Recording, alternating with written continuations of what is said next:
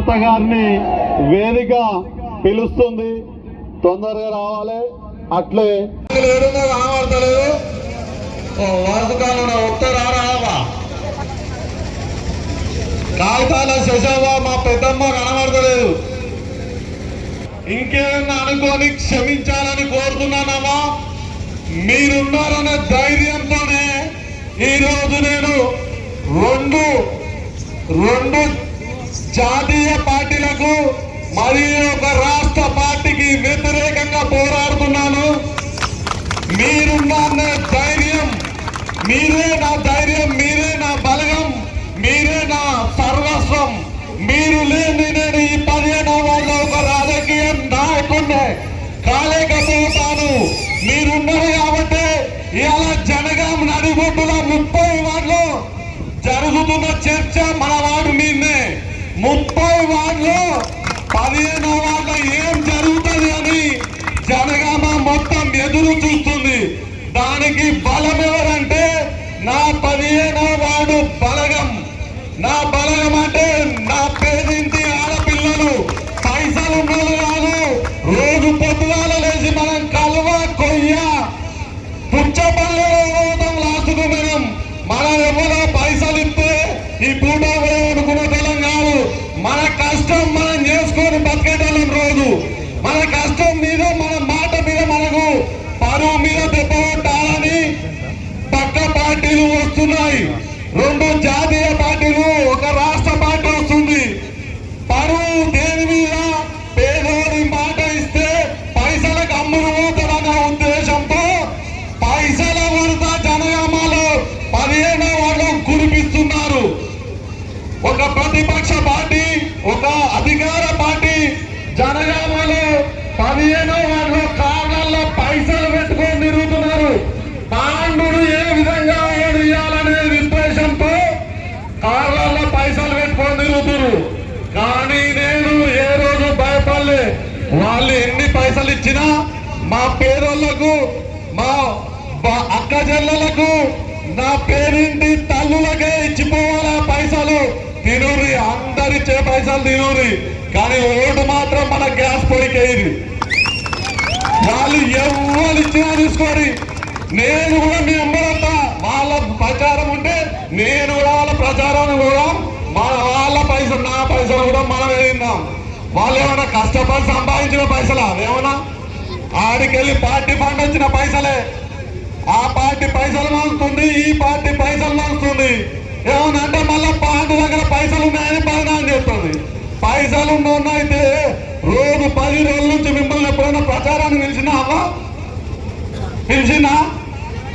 ఈ రోజే ఆ మల్లన్న గుడికాడ వాళ్ళందరూ కలిసి ఇంత భూమి పెడతా అంటే భూమి తురుగా ఎట్లా మా అక్క చెల్లెలు నాకు ఫ్రీగానే వస్తారు అని మీ అందరూ పిలిచిన. ఇంటింటికి వచ్చి ప్రచారానికి పోదా అక్క చెల్లె అని పిలిస్తే మీరే వచ్చారు. ఏమన్నా అంటే పాండ దగ్గర పైసలు ఉన్నాయని బెదిరిస్తారు. ఆ పైసలు లేవు కాబట్టి వాళ్ళు రోజు ఒక మహేంద్ర సుమోలో వస్తారు, ఒకళ్ళు ఫార్చునర్ కార్లో వస్తారు.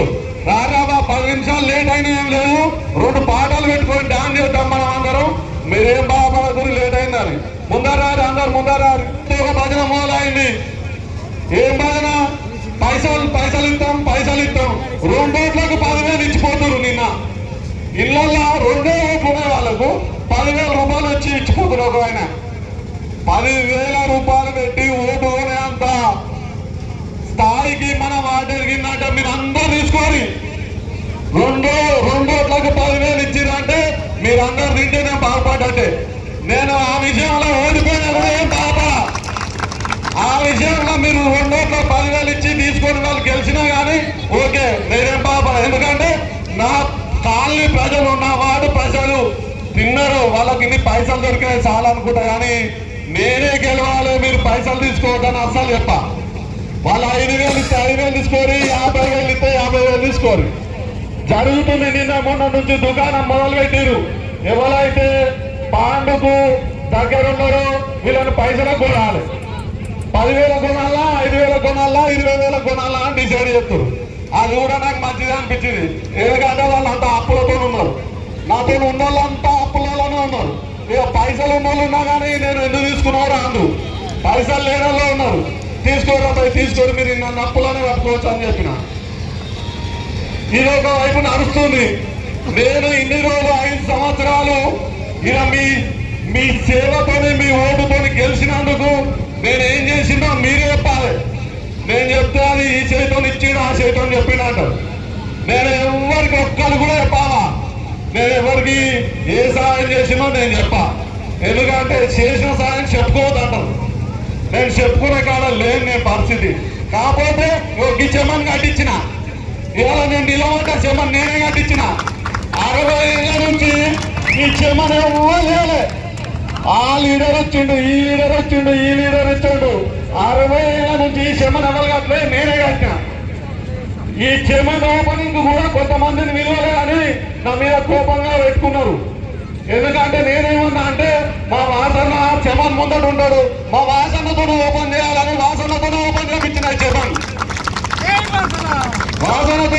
ఎందుకంటే మనం నిత్యం పబ్లిక్ ఉంటాం, పబ్లిక్ వచ్చి ఓపెన్ చేయాలి. ఇలా కొత్త వ్యక్తులు వచ్చి ఓపెన్ చేస్తే మళ్ళా నెట్టేస్తారు. నెట్టేసి పోలీసులు ఇటు పక్కుంటారు అటు పక్కుంటారు. మరి ఇలా రోజు ఉండేటోడు ఎప్పుడు ఓపెన్ చేయాలి? వాడు ఓపెన్ చేయదు. ఎందుకంటే పై స్థాయి అగ్రవర్ణాలే ఓపెన్ చేయాలి, వేరే వాళ్ళు ఓపెన్ చేయొద్దు. ఈ ట్రాన్స్ఫారం కింద 30 ఏళ్ళ నుంచి ఉన్నావా? వాళ్ళ చూపిస్తున్న ట్రాన్స్ఫారం 50 ఏళ్ళ, వాసన 50 ఏళ్ళ అని చెప్తుండు. ఈ ట్రాన్స్ఫారం 50 ఏళ్ళ నుంచి ఉంది. ఒక్క కౌన్సిలర్ తీపియాలి ట్రాన్స్ఫారం. నేనే తీపించిన. అది కూడా ఎవరు ఇవ్వలే. నిన్న మొన్న వచ్చిన వాళ్ళు కూడా ఏమి ఇవ్వలే. నిన్న మొన్న వచ్చి రోజు ఈ మైక్ లో వీళ్ళు చెప్పిపోతున్నారు, ఆ మైక్ లో వాళ్ళు చెప్పిపోతున్నారు. కానీ ఇక మరి వాళ్ళు బాగుపడాలంటే నా ఎమ్మెల్యే పనులకు వెళ్ళి 5 లక్షలు ఇస్తా ఈ పని చేయని ఏ ఎమ్మెల్యే చెప్పలే. మన వాళ్ళ బోరింగ్లు ఉన్నాయి. ఏ వాడు పోయినా 100 బోరింగ్లో 20 బోరింగ్లో 10 బోరింగ్లో ఉంటాయి. మన వాళ్ళ ఒక్క బోరింగ్ లా కొట్టేది ఉందా? అయినా కొట్టే బోరింగ్ ఉందా? అలా అయినా కొట్టే బోరింగ్లలో కొత్త మోటార్లు ఏదంటే ఆ బోరింగ్ లో మోటార్ దిగించడం జరిగింది. ఆ బోరింగ్ తో పాటు కాలేజీకి మార్కెట్ కు హన్మకొండ రోడ్డుకు పోయే రోడ్డు బస్సు రావాలంటే 60 ఫీట్ల రోడ్డు రావాలన్నాడు ఎవరు? Bus depot manager. మరి మేము వీడికి వెళ్ళేటప్పుడు పోవాలంటే కాలేజీకి బస్సు రావాలంటే 60 ఫీట్ల రోడ్డు పోసినాడా?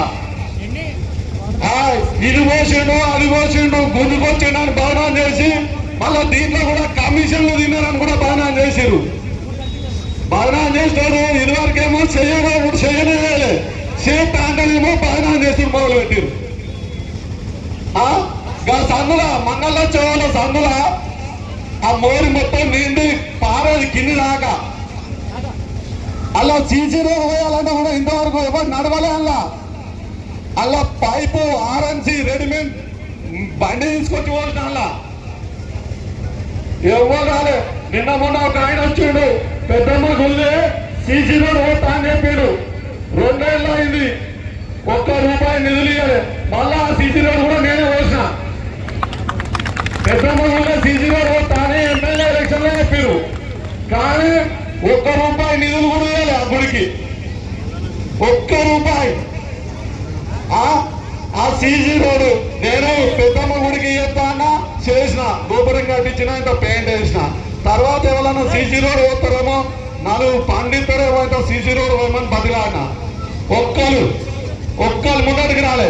ఇవాళ వచ్చి మీరు గెలిస్తే రేవంత్ రెడ్డి 4,000 ఇస్తున్నావు వీళ్ళు ఇవ్వలే అంటారు. ఆ రేవంత్ రెడ్డి ఇవ్వరు, వీళ్ళు ఇవ్వరు, ఇద్దరు ఇవ్వరు. ఇలా కావాలి ఏం కావాలి? గల మార్కెట్ ఉంది. మన వాటి ప్రజలకు ఏం కావాలి? ఓ 10 మందికి షెల్టర్ కావాలల్లా. ఎమ్మెల్యేనైనా ఎంపీ అయినా వచ్చి ఏం చెప్పాడు? అది ఇస్తా అన్నాడా? లేదు, మీకు పింఛని వాడు ఇయ్యాలో మేము ఇస్తాం. నువ్వు వచ్చేటప్పుడు వాడు వచ్చేటప్పుడు. మరి ఇక్కడ రోజు కూలీ పోతున్నాం, మేము పుచ్చపల్లి పోతున్నాం. మార్కెట్ లో 20 షెడ్లు ఇస్తాం మీకు, చేసుకోరని వాళ్ళని అన్నారా? అన్నారు. ఎందుకంటే అది బతకొద్దు. మనం బతికి తెల్ల బట్టలు వేసుకుంటే ఆ అగ్రవర్ణాలకు కోపం బాగా వస్తుంది. వామ్మో వీడు తాడై మేకైతుండానే నాకు టికెట్లు ఇవ్వలే. నేను అడిగిన చైర్మన్ నేను చేస్తా, నాకు ఈ అవకాశం వచ్చింది. 30 ఏళ్ల తర్వాత చైర్మన్ వచ్చిందమ్మా. మనలాంటి వాళ్ళకు, బడుగులకు, బలహీన వర్గాలకు ఇదివరకు ఇప్పటిదాకా రెడ్డేలకు కోంటోలకే వచ్చింది. మరి మనసంతో చైర్మన్ కావద్దా? మరి ఎందుకు? చైర్మన్ అయితే వీడు ఇంకా పెద్ద లీడర్ అవుతాడు. వీడికెళ్ళే విని దొక్కాలని రోజు సంచి నిండా పైసలు పంపిస్తురు. అటు అధికార పార్టీలు పంపిస్తురు, ఇటు ప్రతిపక్ష పార్టీలు పంపిస్తురు. సంచులు వేసుకొత్తురు, బళ్ళు వేసుకొత్తురు, ఇళ్లలో పోతురు. బిడ్డ నీకు మండాలు ఉన్నా అంటారు. వాడు రోజు కోటనే తాగుతాడు. ఇలా ఫుల్ బాటిల్ తెచ్చిస్తుడు. ఇలా నువ్వు 4 రోజులు వచ్చినావు ఇన్ఛార్జిగా, 4 ఫుల్ బాటిల్ తెచ్చిపోతావు. వాడు 4 రోజులు తాగుతాడు. తర్వాత నువ్వు ఎలక్షన్ల పండుగ అయిపోయింది, ఇంటికి పోతావు. మరి తర్వాత వాని పరిస్థితి ఏమైనా వేయాలి? వాడిని దావకాలుగా తీసుకుపోవాలి. తీసుకుపోయేటోళ్ళు ఉండరు, చేసేటోళ్ళు ఉండరు. వాడిని తాగుబోతం చేసి వదిలేస్తారు. మళ్ళీ వాడు పిల్లల్ని కొట్టాలి, మళ్ళీ పైసలు తీసుకొని రావాలి. ఇది వాళ్ళు నేర్పించిపోయే సాంప్రదాయం. ఇది వాళ్ళ కథ. వాళ్ళ దగ్గర ఎన్ని పైసలు వస్తాయని మీరే తీసుకోరు. వద్దనే లేదు, దాంట్లో ఎదుగా వేయలేదు. ఓటు మాత్రం గ్యాస్ పై కూతురు. వాళ్ళు ఇయ్యనన్న చైర్మన్ పట్టుకొస్తా. వాళ్ళు మీకు చైర్మన్ ఇయ్యాలన్నారు కదా, నేను ఆ చైర్మన్ పట్టుకొస్తా, మీరందరూ నన్ను గెలిపించుర్రి. ఇప్పుడు నాకు ఒక లెక్క ఉండే, పోయిన సంవత్సరం 5 ఏళ్ళు నేను పని చేసిన, పలానాలో పలానా ఇస్తా అన్న. ఇప్పుడు కొత్త సిస్టమ్ పెట్టాం. మళ్ళా కొత్త సిస్టమ్ ఏంటిదంటే, మనం వేసుకున్న కండువ ఎటువంటి కలర్ ఉంది చూడు రావా, బ్లూ కలర్ ఉంది. బ్లూ కలర్ అంటే మన వాట్ల గల్ల దగ్గర పోతున్నాం, కులపల్లు కాదంటారు. కులపల్లి వాళ్ళు మా వాళ్ళే, వాళ్ళ ఇంట్లో ఈరోజు పువ్వు తింటున్నా అని చెప్పిన, గాలిలో పోతారు అని ఇంకోటి అంటాడు. మీ ఇంట్లో రావద్దు అవ, నేను పువ్వు పెట్టారా నాకు?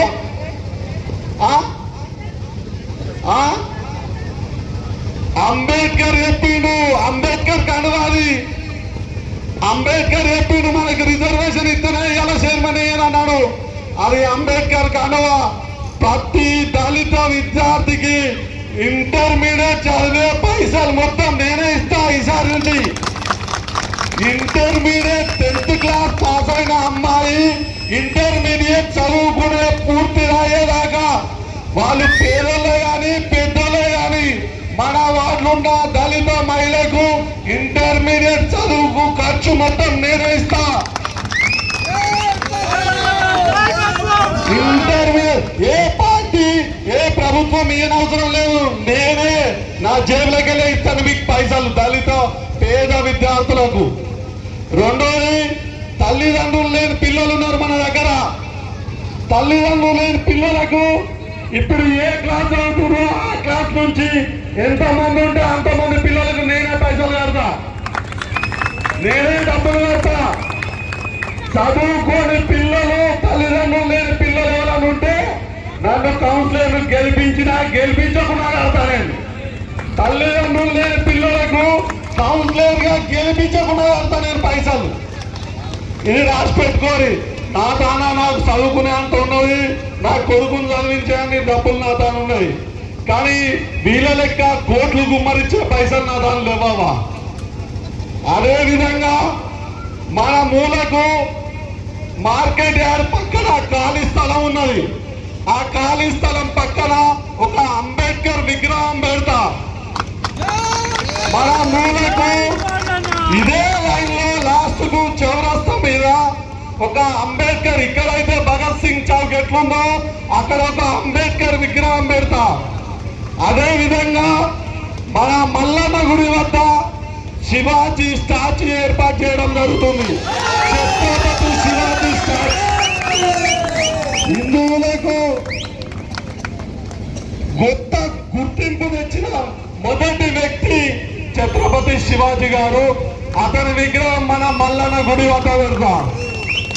అదే విధంగా పిల్లల అనుకోనికి పార్కు లేదు మనకు. టీఎన్జీఎస్ కాలనీలో పార్కుకు స్థలం 1500 గజాల స్థలం కేటాయించారు. దాన్ని కూడా నేనే వేస్తా. ఏ పార్టీకి భయపడలేదు. పైసలు మనవి, మున్సిపాలిటీ మనది. రోజు పైసలు కట్టి మనమే. ట్యాక్స్ ఎవరు కడుతున్నారు? సంవత్సరం ట్యాక్స్ మనమే కడుతున్నాం కదా. మన బిల్డింగ్ పర్మిషన్ పైసలు మనమే కదా. మరి మనకెందుకు భయం? మాకు నిధులు రావు, ఆయన ఏ పార్టీలో లేడు, ఆయనకు నిధులు ఇవ్వమని బెదిరిస్తున్నారట. నిధులు వానయ్యాయి కాదు, వీనయ్యాయి కాదు, మనయి. రోజు మనం పోయే బండి ట్యాక్స్, రోజు మనం కట్టి మున్సిపల్ ట్యాక్స్ మున్సిపాలిటీలు ఉంటుంది తప్ప వాళ్ళు ఎవరో పైనుంచి తెచ్చేది ఏం లేదు. సెంట్రల్ గవర్నమెంట్ స్కీమ్ ఉంటే సెంట్రల్ గవర్నమెంట్ డైరెక్ట్ మున్సిపాలిటీలు ఎత్తుంది డబ్బులు. కానీ వీళ్ళేదో మేము ఇస్తున్నాం, మా ఇంట్లోకి వెళ్ళి ఇస్తున్నాం అన్నది చెప్తున్నారు. అవన్నీ మర్చిపోయి మీకు ఏమి ఇప్పటి వరకు అందలేదో నేను చెప్తా. నేను ఒక 6గురికి పింఛన్ ఇప్పియలేదు, క్లియర్గా చెప్తున్నా. 6 నుంచి 8 మందికి నేను పింఛన్ ఇప్పియలేదు. ఇది కూడా నా తప్పు కూడా చెప్పాలి నేను. ఎందుకు? నేను గెలిచిన మొదటి రోజు చనిపోయాడు లక్ష్మణ్, చింతకింది లక్ష్మణ్ గారు. నేను గెలిచిన మొదటి రోజు చచ్చిపోయాడు ఆయన. ఇప్పటి వరకు ఆమెకు పింఛన్ ఇప్పియలే నేను. ఎందుకు ఇప్పియాలి? గవర్నమెంట్ లో ఇప్పటి వరకు భర్త చనిపోయిన వ్యక్తికి పింఛన్ ఇస్తలేదు. అప్పుడున్న గవర్నమెంట్ ఇవ్వలేదు, ఇప్పుడున్న గవర్నమెంట్ ఇవ్వలేదు. 10 మంది మహిళలకు పింఛన్ ఇవ్వలేని దుస్థితిలో ఉన్నది మన ప్రభుత్వం. ఆ గవర్నమెంట్ ఇవ్వలే, ఈ గవర్నమెంట్ ఇవ్వలే. ఇప్పటి వరకు కూడా సైట్ ఓపెన్ అయితలేదు. దీన్ని అర్థం చేసుకోవాలి. ఎందుకు నేను కూడా నాది కూడా తప్పే అని ఎందుకు చెప్తున్నా అంటే వాళ్ళు బాధపడుతున్నారు ఇప్పటి కూడా. ఆమె లక్ష్మణ్ వాళ్ళ భార్య పాపం ఏ పనికి పోయే పరిస్థితిలో కూడా లేరు. ఆమె భర్త కొంచెం ఇబ్బందికరంగానే ఉంటుంది, ఆరోగ్యం కూడా. ఆమెకి ఇప్పియలే, మన జమున చిన్నమ్మకి పెద్దమ్మకి ఇప్పియలే, మా సీను బండ సీను వాళ్ళ అమ్మకి ఇప్పియలే. అలాగే కొంతమంది ఫిజికల్ హ్యాండిక్యాప్ నిజామాబాద్ ఉన్నారు కదా మనలో, ఆ పాప కూడా ఇప్పియలేదు. ఎందుకంటే సైట్లు ఓపెన్ చేస్తలేవు అవి. ఇది నేను చెయ్యని పని. ఇది కూడా చెప్తా నేను నువ్వు అన్నీ చేసామని చెప్తున్నావు, మరి ఇవెందుకు చేయలే అని మీ మనసులో రావచ్చు. రాకముందుకే నేను చెప్తున్నా, అది గవర్నమెంట్ ఇవ్వాల్సిన పని. గవర్నమెంట్ ఇంకా సైట్లు ఎందుకు చేస్తలేదు? రేపు ఎవరైనా వచ్చి అడిగితే సార్ పింఛన్లు 4000 చేస్తున్నాం, 3000 చేస్తున్నాం అనేటోళ్ళను మరి సైట్లు ఎందుకు ఓపెన్ చేస్తలేరు నాకు అడుగుని. నిన్న సాయంత్రం ఒక మీటింగ్ జరిగింది. సాయంత్రం మీటింగ్ లో పొంగులేటి శ్రీనివాసరెడ్డి గారికి మన లోకల్ జిల్లా డిసిసి ప్రెసిడెంట్ గారు చెప్పారు, సార్ ఇది 53 సర్వే నెంబరు, దీనికి పట్టాలు ఇస్తలేరు, మరి పబ్లిక్ భయపడుతున్నారు అన్నారు. మరి మీకు తెలిసిన విషయము మీ కింది స్థాయి లీడర్లకు తెలియదా? మేము మీకు పట్టాలు ఇప్పిస్తామండి, మీకు అవి ఇప్పిస్తామని, మీకు లోన్ పెడతామని దొంగ మాటలు చెప్పి మీ ఇంటికి వచ్చి ఒకటి అడుగుతుండ్రు. ఒక మినిస్టర్కే సాధ్యం కాని ఈ కౌన్సిలర్కి అవుతుందా? మరి ఎందుకు అబద్ధాలు చెప్పాలి? ఇట్లా పట్టాలు లేని ఇల్లు ఇంకా 10-20 ఉన్నాయి.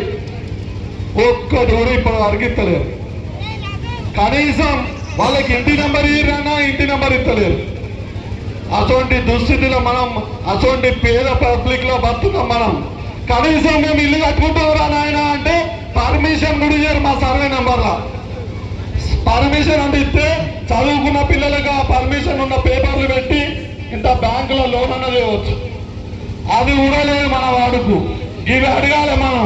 వచ్చినవాడు వాడు చెప్పాడు కదా, నన్నో నిన్నో పెడతాడు, సపరేట్ ఇంటికి పంపుతాడు. గవి కాదు మనకు కావాల్సింది. పర్మిషన్ ఇది మా ఏరియాలో ఎందుకు ఇవ్వవు? ఇప్పుడు ఒక పర్మిషన్ ఉన్న బిల్డింగ్ కు దాదాపు 30 లక్షల రూపాయలు నిధులు ఇస్తుంది బ్యాంకు. మరి మనకు పర్మిషన్ లేదా? నిధులు ఎరికలు వస్తాయి. ఇవి అడగాలవా మనం? గవి అడుగుతలేం మనం చాలా వెనుకబడి ఉన్నాం. ఇంకా వచ్చిన వాళ్ళని ఎంబడి అడగాలి. ఆ ఎంబడి అడుగుతూనే నన్ను గీరి దాకా తెచ్చిండు. మీరు బాధపడుతూ మీరున్నారన్న ధైర్యంతోనే నేనున్నా. డబల్ బెడ్రూమ్ ఇయ్యనని పెద్ద సీట్ వచ్చింది నిన్న ఎలక్షన్ల ముందు. ఎలక్షన్లు 4 రోజులు అయితే ఓపెన్ అయితే అనగానే డబల్ బెడ్రూమ్లు వస్తున్నాం అని చెప్పారు. ఆడ ఇల్లు కాదు కదా, స్లాబ్ వేసే ఉంది. అది స్లాబ్ వేసి ఉంది, ఇటుకలు కూడా పెట్టలే. డబల్ బెడ్రూమ్ ఇచ్చినాం, మేము డబల్ బెడ్రూమ్ ఇచ్చినాం అని చెప్తా వాళ్ళు. ఆ ఇచ్చినవాడు ఆ లిస్ట్ ఒక లిస్ట్ వేసి దానికి ఒక కలెక్టర్ సైనో, లేకపోతే ఒక కమిషనర్ సైనో, లేకపోతే ఆర్టీఓ సైనో ఉండాలి. ఏది లేదు. తెల్ల పేపర్లో ఇంట్లో కంప్యూటర్ ఉంటే కంప్యూటర్లో పెట్టుకొచ్చి 25 వచ్చినాయి. దీంట్లో పాండు 10 ఆపేడు. ఎందుకంటే వానికి ఓటేయాలా? ఎవరైనా ఇంటికి మా వాడు బాగుపడుతుందంటే ఎవరైనా అడ్డుకుంటారా? పాయింట్ ఆపేడు. నీకు ఇల్లు ఇవ్వకుండా పాయింట్ ఆపేడమ్మా. నీకు తెలియదా? నీ నెంబర్ 10 నెంబర్ కానీ నీ ఇల్లు ఇవ్వకుండా ఆపేడు. గివి చెప్పుకొని బతురు. అరే నేను ఈ పని చేస్తా, నేను గిరి చేస్తా అని చెప్పేటోడు ఎవరు లేడు. చెప్పడు కూడా. కానీ ఇల్లు ఇచ్చినామంటారు. ఇల్లు ఇచ్చిన వాళ్ళకి ఎవరైనా పేపర్ ఇచ్చినావా? ఇల్లు మీకు ఎవరికైనా ఇచ్చిన ఇల్లు ఉన్న వాళ్ళకు పేపర్ ఇచ్చిరా? ఎవరైనా కనీసం సంతకం చేసింది ఇచ్చిరా? మరి ఈ డ్రామా ఎక్కడి? ఎలక్షన్లు వచ్చినాయి, డ్రామా స్టార్ట్ అయింది.